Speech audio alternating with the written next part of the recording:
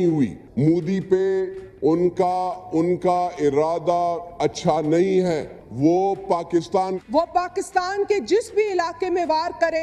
हमारे सैकड़ों फौजी जो हैं वो अपनी जानों का नजराना दे चुके हैं। जब इंडिया क्योंकि उसको गरूर था और तकब्बर था और उसका जो डिफेंस बजट था हमसे 10 गुना था और उसकी इकानमी वो कहता है कि हमारी 12 गुना है। वो कहता है कि मेरी इकानमी 4.2 बिलियन ट्रिलियन डॉलर है, 4,200 अरब डॉलर, और पाकिस्तान 350 वो तो अरब डॉलर है। वो हमें तो कुछ समझ ही नहीं रहा था। इंडिया कोशिश बहुत कर रहा था, उसने बहुत सोचा, उसने बहुत दिखाया। अटैक वो हिंदुस्तानियों ने किया है, वो वहां पे इंडियंस वो उनके वो थे, उन्होंने हमला किया है। हमने लाशें उठाई हैं, हमने अपने कायदीन की लाशें उठाई, हमने अपने लोग भी गवाए। 90 पाकिस्तानी शहीद हुए हैं सर, चाहे वो आर्म्ड फोर्सेस के लोग हों, चाहे वो आम आवाम हो। हमारे मदारिस, हमारे स्कूल्स, हमारी मसाजिद को टारगेट किया। इसका जिम्मेदार हिंदुस्तान, भारत एक सोचे समझे मंसूबे के तहत हमें निशाना बनाकर और दुनिया में वो ये वावेला करता है कि पाकिस्तान जो है वो दहशतगर्दी को फरोग देता है। हमारे स्कूलों को उड़ाया जाता है, हमारे हॉस्पिटल्स को अब भी वो किया जाता है। सर कौन कोई अपना फौजी को शहीद करता है? मैं हैरान हूँ। एक इंडिया कभी भी बाज ना आता। ये जो दोस्तों, जय हिंद जय भारत। तो पाकिस्तानी संसद में पाकिस्तानियों ने कबूला कि हमारे सैकड़ों आर्मी के लोग मारे गए और हमारे जो लोग पाकिस्तानी आर्मी है वो हर दिन मर रही है। बलूचिस्तान में ठोक रहा है, कोई आम लोग ठोक रहे हैं, कोई अफगानिस्तान आकर ठोक रहा है। तो ये मंदिर का घंटा बन चुकी है पाकिस्तानी आर्मी। तो ऑपरेशन सिंदूर में इंडिया ने जो हमला किया था, जो ज़बरदस्त स्ट्राइक की थी, और जो दूसरे दिन जो आर्मी के ऊपर जो स्ट्राइक की थी, तो उसमें सैकड़ों आर्मी के लोग शहीद हो गए थे, मारे गए थे।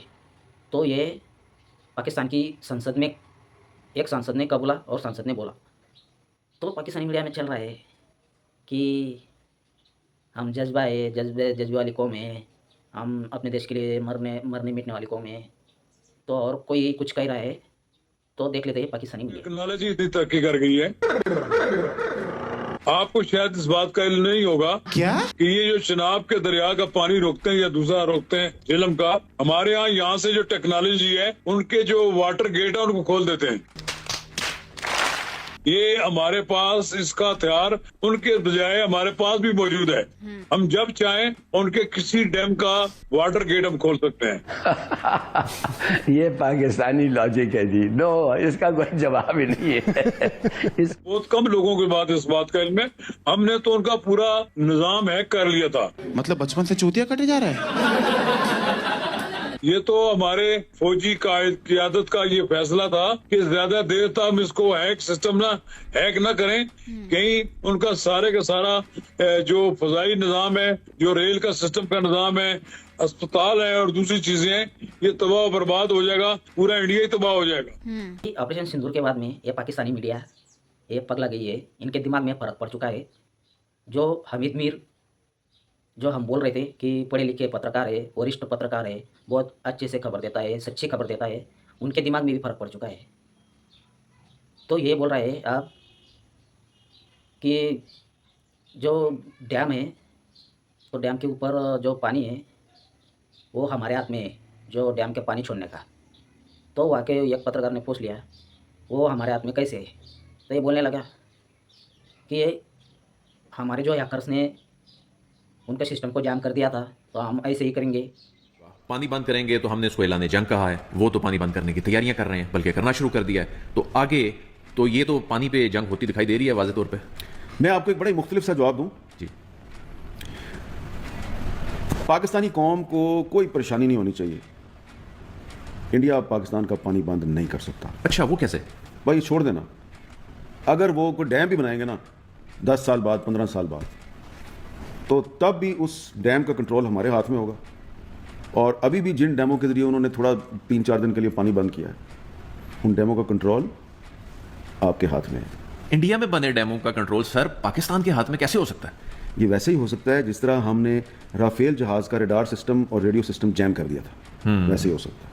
अब आगे नहीं पूछना। पत्रकार बोला कैसे, तो वो बोल रहा है आगे मत पूछना। तो आगे क्यों पूछेगा भाई? आगे पूछेगा तो तुम्हारी पोल नहीं खुल जाएगी, तुम्हारे जो आसमानी कीड़ा है उसका पता नहीं खुल जाएगा। तो ऐसी बातें कर रहा है भाई अमित मीर भी। तो ये पाकिस्तानी मीडिया पूरी पगला गई है। तो कोई इनको पुलिसों को दौड़ा दौड़ा कर मार रही है, तो लोग बोल रहे हैं हमारी पंजाबी आर्मी और पुलिस मंदिर का घंटा बन चुकी है, कोई भी आकर इनको ठोक रहा है। हमारी सिंध पुलिस है, ये आज चोर पकड़ने आए थे, चोर आए, उन्होंने इनको मारा पीटा, इनकी गाड़ी लेके भाग गए। ये पंजाब पुलिस नहीं हुई, मंदिर का घंटा हो गया। हर एक आके बजा रहा। इनको आदत खाने की पड़ी हुई थी। इनको ना गोली चलाने आती है, ना कोई अफसर थोड़ी है, ना कोई आर्मी का ऐसा कोई ट्रेनर आर्मी का कोई लोग रहते हैं।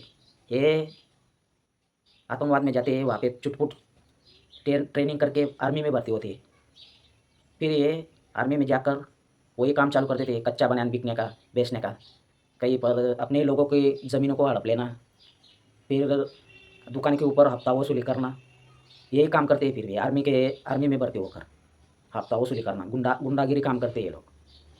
इनको ना आर्मी में आकर ना इनको गोली चलानी आती है, ना ट्रेनिंग लेते हैं ये लोग, ये ट्रेनर नहीं है भाई। तो इसकी वजह से पाकिस्तान में कोई भी आकर इनको ठोक जाता है, तो लोग इनको इतने मारते हैं। तो उधर से अफ़गानिस्तान, बलूचिस्तान आए दिन ठोकते हैं, इनके कुछ नहीं होता है। तो पाकिस्तानी सांसद ने बोल दिया कि हमारे सैकड़ों सैनिक मरते हैं हर साल में, इधर से उधर से कोई ऐसे कसर भारत पूरी कर देता है। तो अब पानी बंद कर दिया तो ये बोलते हैं कि पानी छोड़ना हमारे हाथ में है, हमारे हैकर्स हैक कर देंगे, फिर पानी आ जाएगा, हैकर्स फिर अपना बंद कर देंगे, फिर पानी बंद हो जाएगा।